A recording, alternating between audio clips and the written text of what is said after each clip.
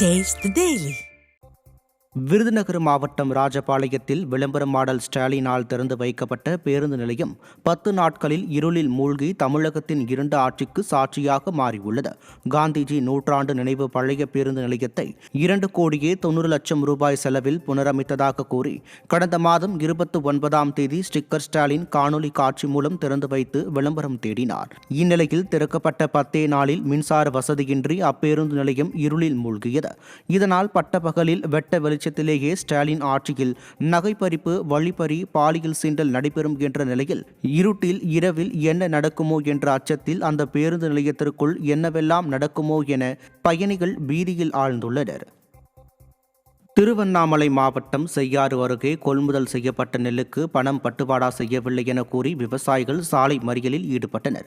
பிரம்மதேசம் புதூர் கூட்டுச்சாலையில் நேரடி நெல் கொள்முதல் நிலையம் செயல்பட்டு வருகிறது. இங்கு சுற்றுப்புற பகுதியைச் சேர்ந்த விவசாயிகள் நெல்லை விற்பனை செய்தனர்.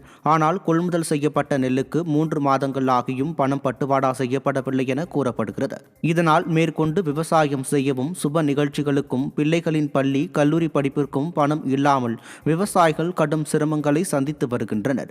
இந்நிலையில் நெல் விற்பனை செய்த 100க்கும் மேற்பட்ட விவசாயிகள் விடியா ஸ்டாலின் அரசை கண்டித்து நெல் கொள்முதல் நிலையம் முன்பு சாலை மறியலில் ஈடுபட்டனர்.